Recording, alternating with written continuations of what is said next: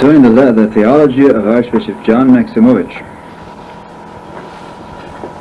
Today we celebrated the feast of the Holy Fathers of the Ecumenical Councils, which occurs at this time every year after the 16th of July. These Fathers of the Ecumenical Councils, which, according to the service, are the 7 pillars of wisdom upon which Christ our God has established the Church. It's very important for us on such a day to think about what is theology. And first of all, to be very fully aware that theology is not just some people who go to school, become very wise in reading the scriptures and writings of Holy Fathers, and then, either by themselves or coming together with others, they very nicely, logically think out what they think the Church believes. This is all on the level of human understanding, and theology is something higher. A very renowned theologian of our Church today, the older generation which is now passing away, and whose message we have to get if we are to remain Orthodox, Father Michael Pomazanski in Jordanville, when he was aware of all the difficulties coming upon Orthodoxy now, and those people who are actually falling into wrong teachings, and all these temptations that are in front of us, he said we have security in one thing, that is the divine services, because the whole of our theology is contained in the divine services, which were put together by such great fathers as St. John of Damascene and many others, already at this very time of the Ecumenical Councils, when our whole dogmatic teaching of the Church was established quite firm. And he writes to us that the divine services are a security for us in case people start to get the wrong teaching. And also, in particular, he notes the Kontakion to these very fathers. The service we had today, it's also repeated in other times of the year when the Holy Fathers are. This Kontakion is as follows. The preaching of the Apostles and the doctrines of the Fathers sealed the one faith of the Church, and wearing the garment of truth woven from the theology on high, she, the Church, rightly divides and glorifies the great mystery of godliness, or piety. We see here theology as something which is like a garment woven from on high. The garment of truth woven from the theology on high. This is obviously an idea of theology quite remote from those simple courses in what's called theology. That is, theology, the knowledge of God, the science of God, is something which comes from on high by divine inspiration. And when the Holy Fathers come together in the council and the Holy Spirit is with them, those things which they define and decree are not simply human wisdom, but something which comes from above. We have in our times, very close to us, someone who is a theologian precisely this way, Archbishop John Maximovich, who by God's grace was given to us in these latter times, and in whom we find many, many things which help us to be and remain true Orthodox Christians, even in the very difficult times ahead. We see him as a very holy man, an ascetic, the rule of prayer and of helping others and of not resting even, which is extremely high and inspiring. Even though we ourselves did not do that, we see in this a very inspiring example of how a Holy Father lives in our times. We continue to find many new treasures in him, aspects which have not been discussed too much before. And now, just as we come to this 10th anniversary of his death, which we celebrated just 10 years ago, just a month ago, it also happens that this is the very time when the 50th anniversary of his priesthood and his becoming a monk. So it's very appropriate that we should now find another treasure in him, which is the treasury of his theological writings, which up to now have been very little known. Even in Russian, we managed to gather together some of his writings, in fact quite a few, and we see that he indeed, although he was not openly glorified for being a great theologian. He's in fact a much greater theologian than many people who are glorified as being theologians. But he's a theologian precisely in the sense of the theology from on high, and not just school lessons, or academic as we call it. And from this we can find out something very important about how to be and remain conscious, true Orthodox Christians, and to hand down the riches of our Orthodox tradition, which is threatening to evaporate from the face of the earth. As for his theological background, he went, after he finished law school, when he was in Serbia, he went to the regular theological academy and got what we would call a doctor's degree in theology. That is, he went through all the courses, and therefore he knows all about theological questions and problems and so forth. But in back of that, there's something even more important for a true theologian. And by true theologian, we mean someone who truly speaks the words of God and not just repeats what he sees in books. Namely, he was from a very pious family. He was himself extremely devout in his childhood. He had experience of Holy Russia before the Revolution. He went to monasteries. He venerated miracle-working icons.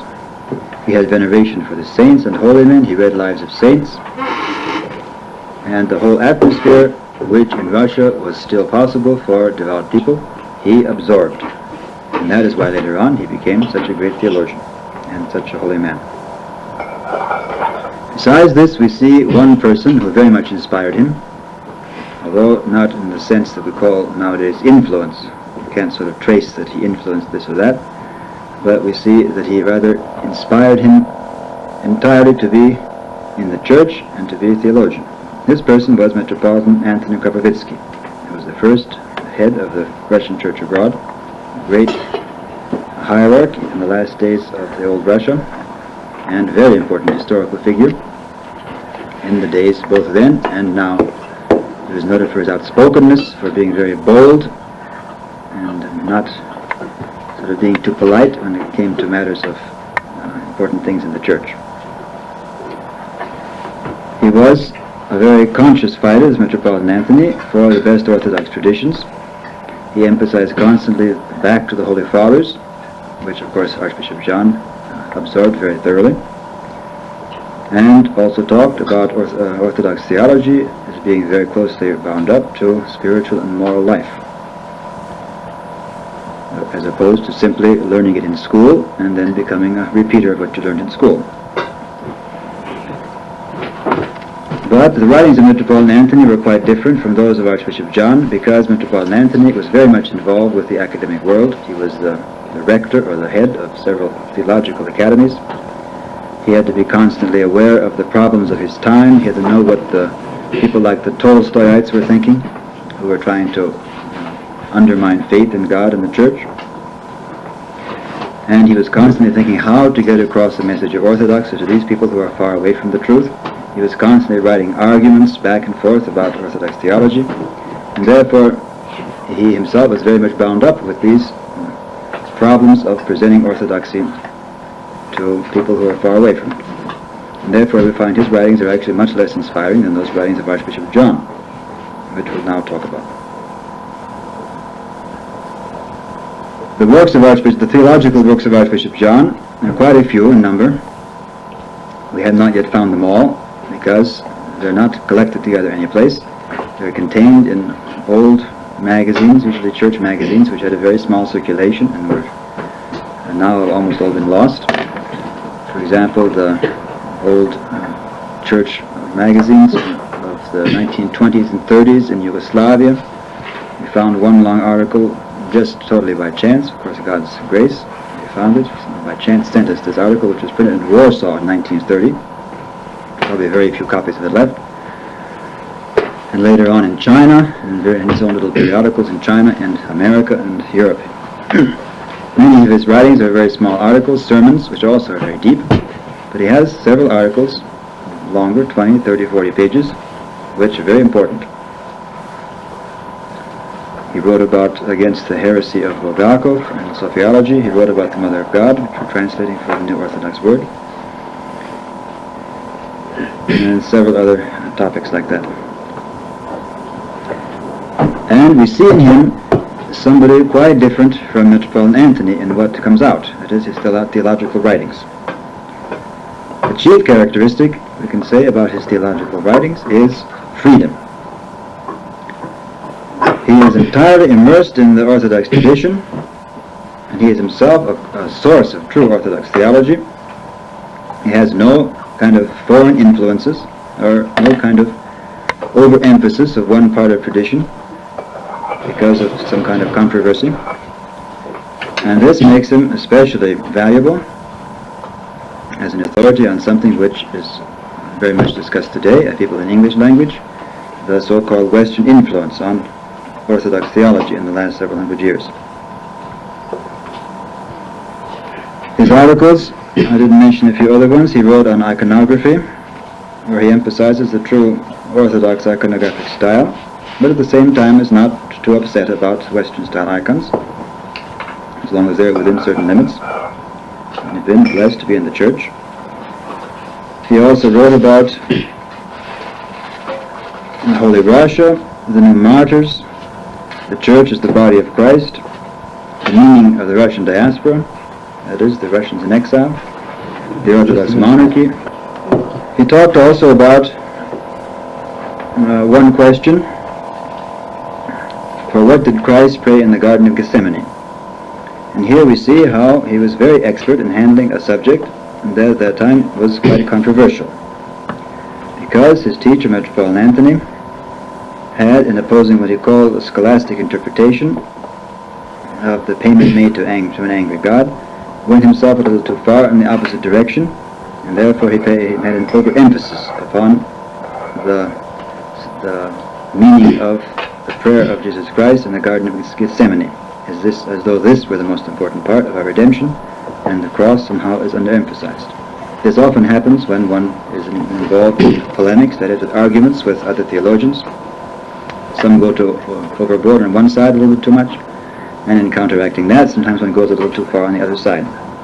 And Archbishop John had a very nice balance in this, which shows how sound his outlook was and how he did not go to any kind of extremes, because he took the best part of Metropolitan Anthony's teaching on this subject about the compassionate love of Jesus Christ for all of mankind. At the same time, he corrected some of the mistakes which Metropolitan Anthony, by mistake, had put into this article.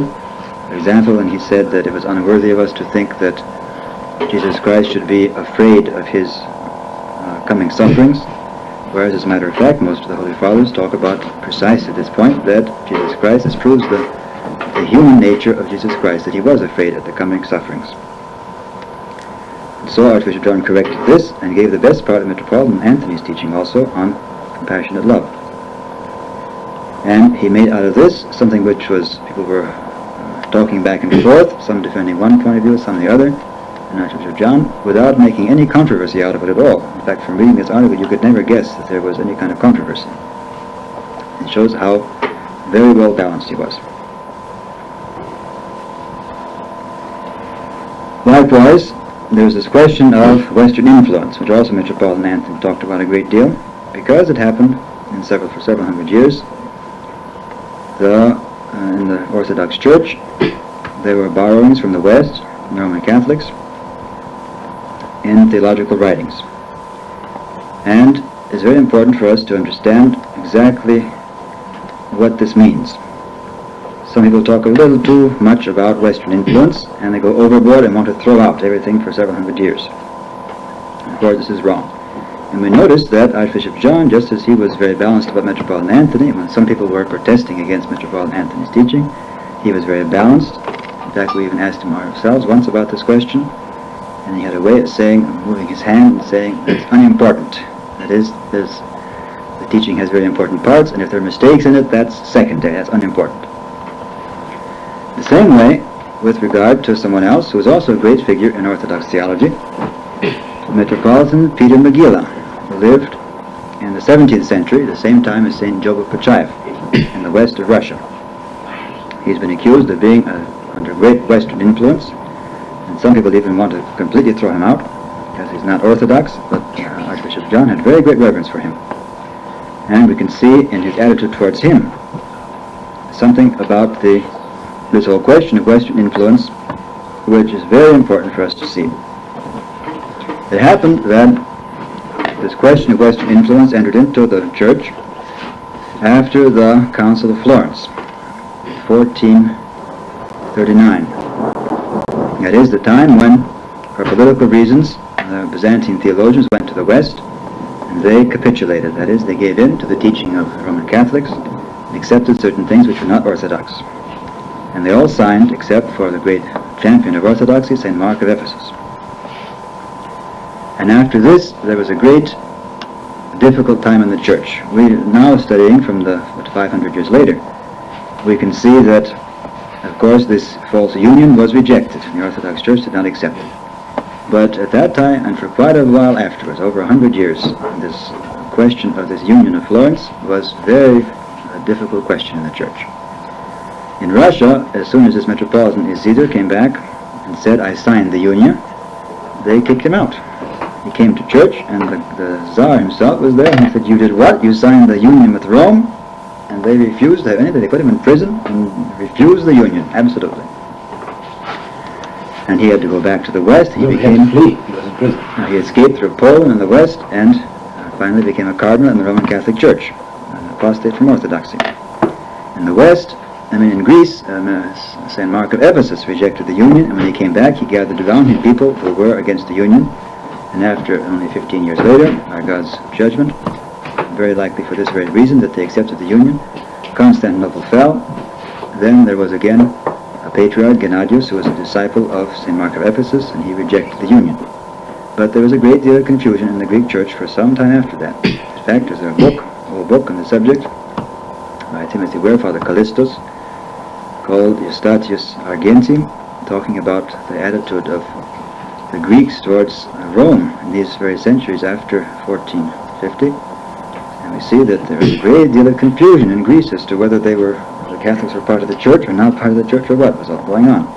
Many times the Orthodox bishops would call in Franciscans and Jesuits to teach in their churches, and even had services in the same churches, although they did have an altar in a separate place. It's in Greece. Throughout Greece, many places in Greece. Because evidently there was no they didn't quite know whether they had accepted the union or hadn't accepted the union. There were many who were perfectly against it, but others said, well, we signed the papers, everybody signed, the patriarch signed, the emperor signed, aren't we obliged? And in Russia this problem did not exist. And therefore, in Greece the problem was for a while much worse than in Russia. But the same kind of thing happened in Russia also. In the western part of Russia, there was the same problem as the Latin missionaries came in and tried to actually seduce the people to become Roman Catholics. And this is where this problem of the Western influence starts. This had already been going on for 100 years or more. In the end of the 16th century, the Latins made another union, that is in Russia, in the western part of Russia, this Brest-Litovsk union, which St. Jogo-Pichayev was fighting. And it was obvious that they were proceeding to take over the whole East. And they were making at the same time, they were using all these, in the confusion of the people in Greece, as to whether they were in union or not. They were using this as a chance to put their own missionaries, to settle their own bishops in the Greek cities, and to actually take over the whole East, beginning with Greece and going to Russia. And this time was a very critical time for Orthodoxy, because the great fathers knew that the Catholics had gone off on doctrine, they had fallen away from the Church, and yet there was this propaganda to be part of the Latin Church, so the Pope were still the chief among the bishops. And at the same time, in the West, there was what we call today the Renaissance, this whole movement of learning, which of course to a large extent was a revival of ancient ideas, pagan ideas, but one can see that it was also a general, the whole meaning of Renaissance probably can be summed up as a continuation of the scholastic movement earlier in the West, namely an increase of worldly wisdom. That is, that thing which for the salvation of the soul is not necessary. Learning about nature, and this is when science became very important and began to have the importance it has today. when language was first studied, translations were made, ancient Greek and Latin classics were handed down, sort of revived from the oblivion because they were very little studied in the earlier centuries after the fall of Greece and Rome. And in general, the level of learning increased, that is, people became more aware of world history, of science, and of, in general, worldly wisdom. In itself, this is of no importance, this worldly wisdom. But once one enters into this, one gets a certain kind of attitude of mind which is not in itself hostile to salvation, but one has to understand it properly in order to find out how one can save one's soul if one has it. And as a matter of fact, in the 20th century, this movement of Western learning has now invaded the entire world. And everybody who comes to Orthodoxy today, with the possible exception of some tribes of Africans in Uganda and Kenya and so forth, is involved with this very question of knowing how you can save your soul once you've become worldly wise, become sophisticated, knowing about world history, knowing science, and all this worldly wisdom. And at this time, in Russia and in Greece both, the level of Orthodox education was in a very simple level. And there were people precisely like the Metropolitan Peter Magilla, who saw that with this wisdom, so-called wisdom, that is, this knowledge coming in from the West, let's say college-level education coming in from the West, that there's a very great danger ahead for Orthodoxy, because the ordinary Orthodox people were very simple. And St. Peter tells us in his epistle that we must be ready to have an answer to those who ask us about the faith. And it so happened that a simple person who believes Orthodoxy the way it's been handed down to him is not too able to have an answer when you have a very sly and sophisticated person coming to you, not necessarily with bad intentions either, but he comes and begins asking all kinds of questions about the faith. We even had an example in our little talk yesterday. We read in the lives of saints that a dragon came and began tempting the saint, like St. Marina yesterday and St. John the Much Suffering. What are we to think of this? You read this text to somebody who lives here in Platina or San Francisco or anybody in the modern world who is not totally raised in the spirit of Orthodox piety, and they will simply laugh at you. And you try to give an explanation. Well, there really were dragons. I said, oh, don't fool us. You're making up things. So this is superstition. You mean you really still believe that? And what do you answer to them? Or any children going to school. If the children reads at home the life of a saint and he goes to school, the people will laugh him to death. You mean you read these silly stories, they'll say? The dragons appearing with big smoke, and St. Marina is actually, her hair is singed, and half swallowed, and St. John the Much Suffering, his beard was singed by the dragon, the fire coming out of his mouth. Well, how do you understand that? And St. Marina was in prison. How did the dragon get by the guard? How did he get into the locked door? What's going on? Is there such a thing as a dragon in the first place? And if you're very simple in your faith, you say, well, I believe it because that's what the Holy Fathers handed down to me. And they'll say, oh, yes, but the Holy Fathers, you have to correct them and gather them together and throw out things like that. And in fact, you look at the Roman Catholic Church today, and they do exactly that. They think that St. Nicholas doesn't even exist, or St. George doesn't exist. They throw them out because they say this is superstition. And therefore, with this Western learning coming, there is a danger that Orthodoxy can be so simple and primitive that it will not know how to answer, and therefore it will be only a small island of people who simply say, I believe because that's the way it has been handed down, and people who had this education will not be able to believe. And therefore, we see that there is a need to understand what this Western learning is all about, so you can answer them on their own arguments and tell them exactly what's going on. And as a matter of fact, we do have arguments, those who have read the lives of the Fathers and believe them because the Holy Fathers handed them down, and at the same time have gone through college and understand what goes on in the Western mind, because actually everybody today who's Orthodox has a Western mind. It's obvious there's nobody left, except maybe a few simple villagers someplace, that has this simple mentality. Most of Orthodox people today, whether in Greece, whether in the Soviet Union, whether in all those countries behind the Iron Curtain, or in the Near East, they all now are infected by this Western learning, and therefore we must have an answer on this level.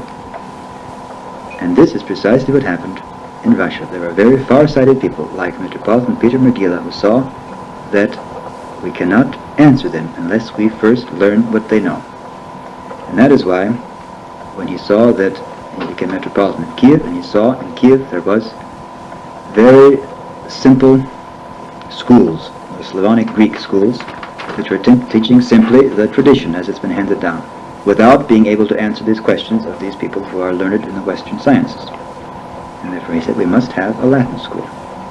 And some people got horrified and said, this is foreign, this is outside of our tradition.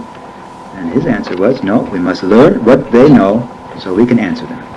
And therefore he deliberately installed a Latin school. In the first century or more, the theological learning in Russia was compiled very largely in Latin language even, because all these books were in Latin. And, of course, there are dangers here. You have to be able to distinguish what is real orthodoxy and where the Latins are stuck in their own teaching. At that time it's not quite as bad as it is today, because today the Latins have gone completely off. Then they still preserved quite a bit of what was from before the schism. And therefore a person who has prudence and discernment can read these texts and find out where they are right, where they are wrong, and use them properly.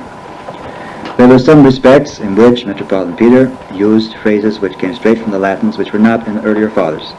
And in a case like that, one doesn't have to get too upset. It so happens that the Orthodox tradition itself is the tradition of truth, and therefore this tradition itself corrects. Whenever any kind of statement becomes a little too much, a little bit off, the tradition itself corrects this. And so it happens that, for example, the Catechism of Metropolitan Peter, Megillah, was later corrected by a Greek theologian.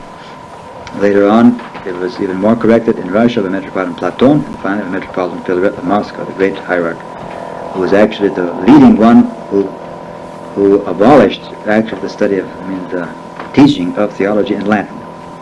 That was already at the beginning of the 19th century, already 2 centuries later. And at that time already this Western learning had been assimilated, and therefore it was no longer necessary to be having everything in Latin. You had your own Russian books, and the level of education had raised very much, and people going to the Orthodox seminaries and theological academies knew just as much about all this Western learning as people in the West. And therefore it was time when we can stop learning things in Latin and begin to learn them in Russian. So that was his great function, was to say, this time has passed when we had to depend so much upon this Western learning in their language. Let us now have it all in our language and make sure we purify it of anything which was not quite right. And so all this learning was gradually the words which in themselves not particularly bad, but which were not precise according to the patristic vocabulary, were then thrown out.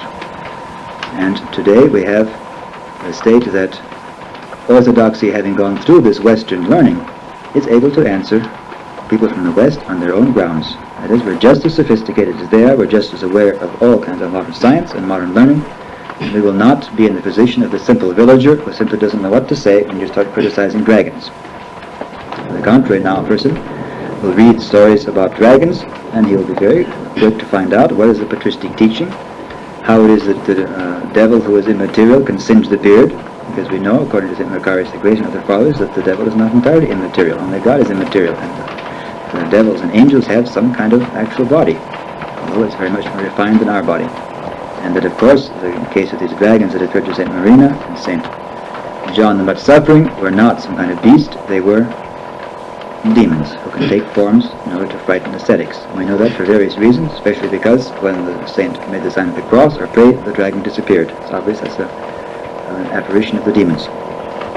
Other cases, such as the dragon of St. George, it looks like it was a real dragon, some kind of real beast, which such beasts have existed. In fact, there are records of them, and even recently, 30 years ago in Monterey, one was dragged up on the beach, some kind of what we call a sea monster. Very unusual beast which has not been identified up to this day. So one thing when they're actual beasts that don't disappear when you make the sign of the cross and you actually drag their body through the streets like St. George did, this woman.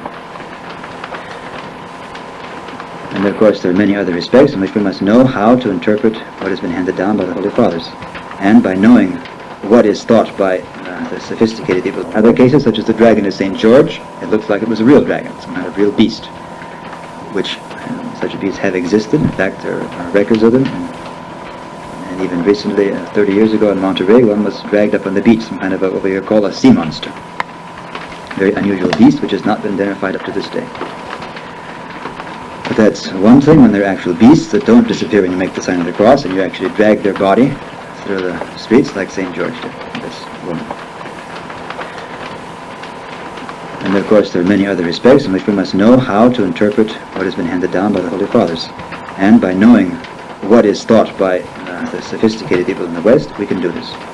So this is the actual position of someone like Metropolitan Peter Magilla, who, in spite of some expressions which later on were corrected and not accepted, is in the whole a very great father who handed down to us orthodoxy and who helped orthodoxy to defend itself against these heretics actually who tried to take away our orthodoxy from us and make us entirely in the influence of the Latin West and the worldly wisdom.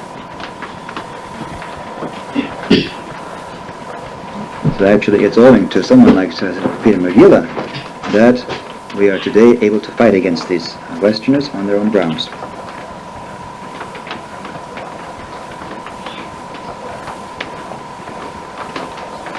We likewise see this question of so-called Western influence in a number of books which were adapted by Eastern Fathers, Greek and Russian, from Western sources.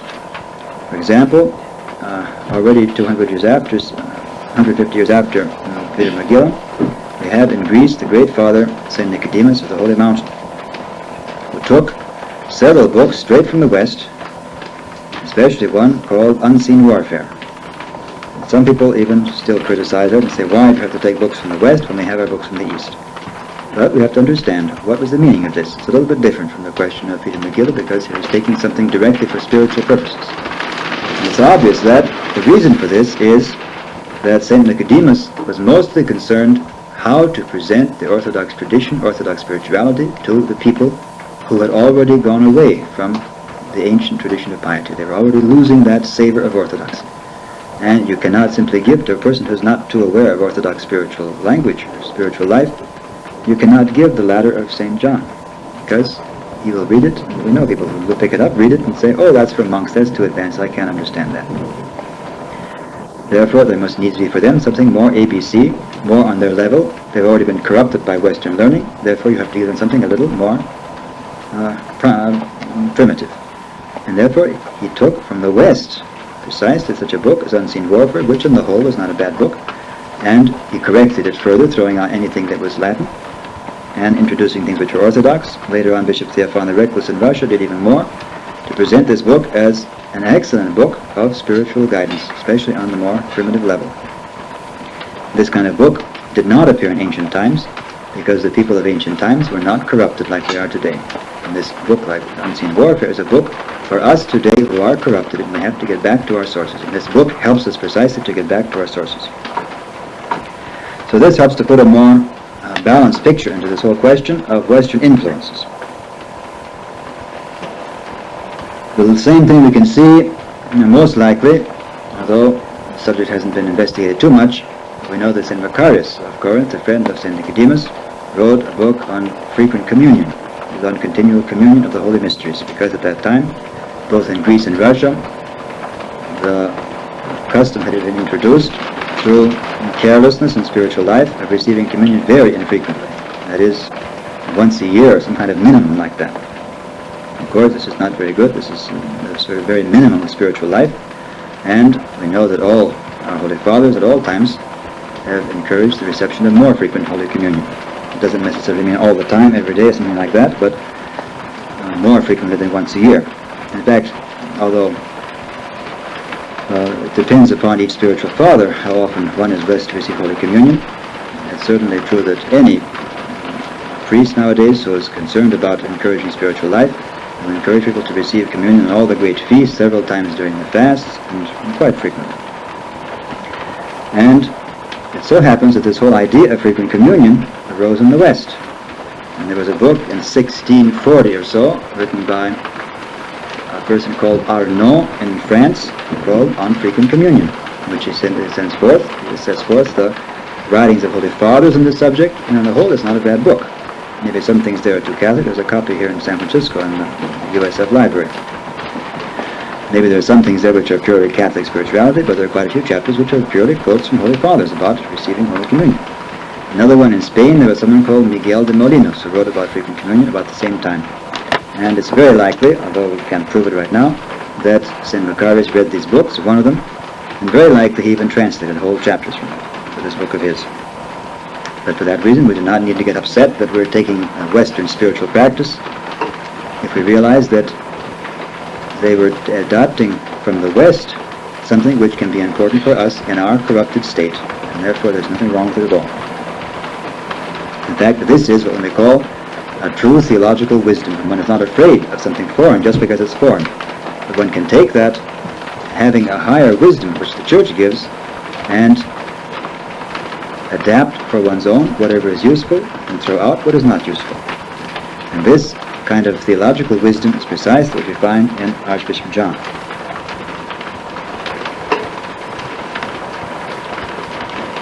Archbishop John did not have any kind of great prejudice against Western sources. He was in the full tradition of orthodoxy and in the full tradition of those who are adapting from wherever they can find sources for spiritual profit. And therefore he equally venerated the Metropolitan Peter Magila and Metropolitan Anthony Kapovitsky. And if they seem to be contradictory on some points, higher theological wisdom can find out where they're actually in a deeper agreement, and does not need to be upset by these lesser differences about whether one is pro-West or anti-West.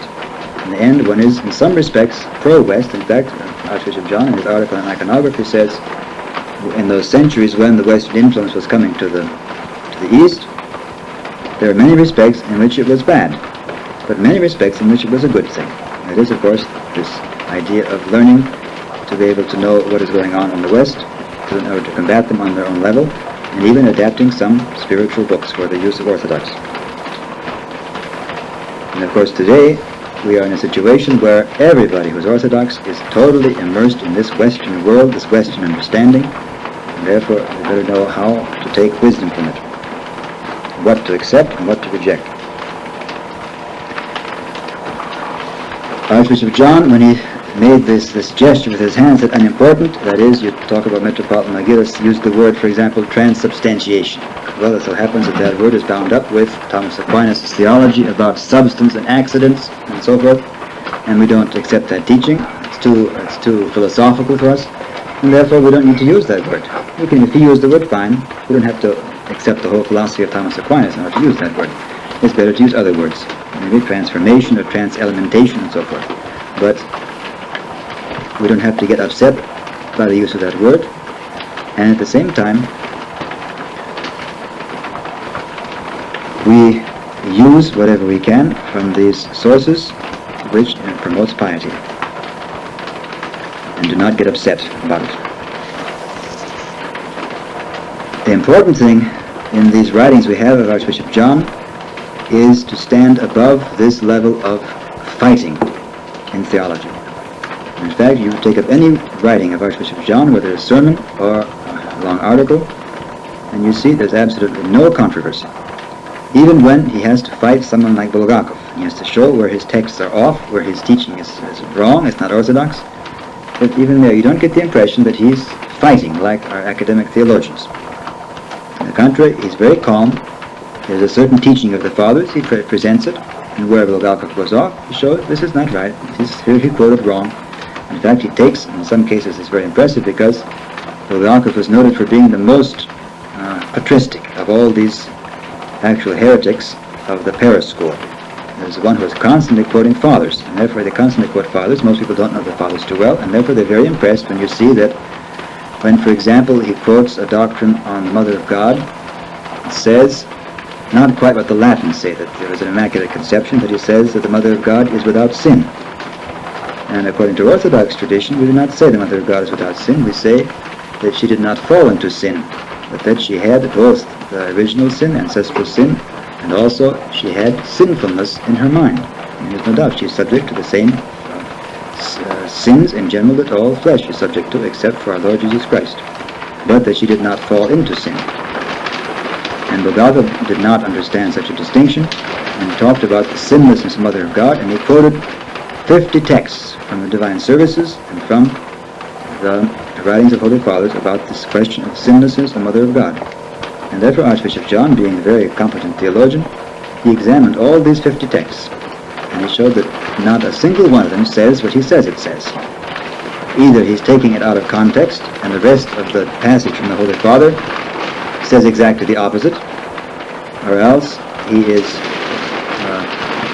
making it say more than it's supposed to say, and in general, simply he does not understand how to read Holy Fathers, and he's trying to force them to say what he wants them to say.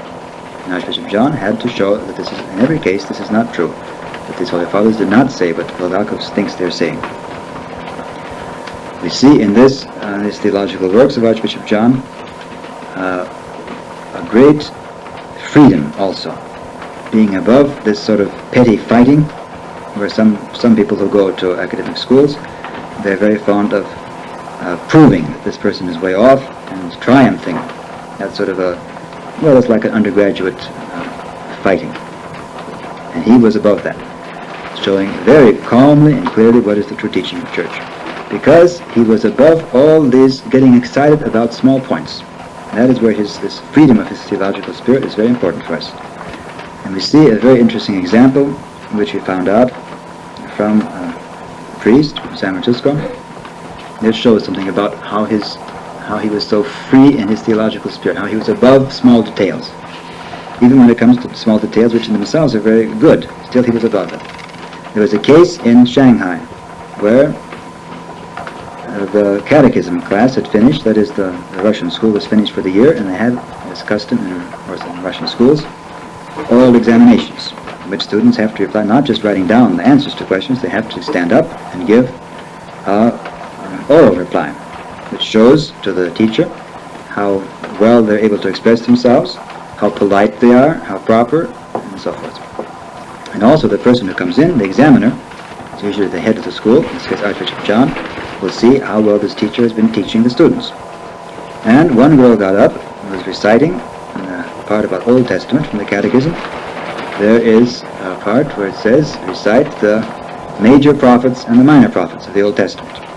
And we know, of course, that for practical purposes, in these modern catechisms, the prophets are divided up into those who wrote long books, and there are important prophecies in them, and those who wrote very small books, in which the prophecies aren't quite so striking. It's an obvious distinction. It's very helpful to learn that there are 12 minor prophets and so forth, and it helps you learn them. You can memorize the names better, and it's a help to learning. Although with God, obviously, this is not so important. But when this girl began reciting the names of the 12 minor prophets, quite properly, just as she learned it, she memorized it, and all of a sudden Archbishop John says, there's no such thing as a minor prophet. And of course, the poor girl was excited, and the teacher was insulted because he taught them all about the minor prophets and the major prophets. And why did Archbishop John say such a thing? Sort of deny what they've been learning. And we see it's because he was thinking, first of all, about how it is with God. Of course, with God, of course there are no minor prophets. Anyone who's a prophet sees the future. He's obviously a divine person. He's a saint. And therefore, it's true that there are some who prophesied less and some who prophesied more. But with God, they're all great, they're all major. And this point showed that John was above this sort of putting into categories. Although, of course, he accepted the fact that you learn who are minor and who are major. He calmed them down. After he explained, he calmed the girl down because he began to cry. But this very same thing shows, again, his balance, his sobriety, and his freedom. And the fact that for him theology was first of all what we read in this Kantakian, something woven, that is the teaching of the Church, is something woven from the theology on high. It comes from God. There's a different flavor to it. It's not simply what you read in books. What you read in books helps you. It's good to learn it. But we must remember that above that is the theology which comes from on high, which comes from God. And this is what makes him so inspiring for us today. And actually an example for us not to get involved with small points, with small controversies, but to remember that theology is something which comes from above, from God. And he himself, being present every day at the divine services, used above all this source to be giving theology.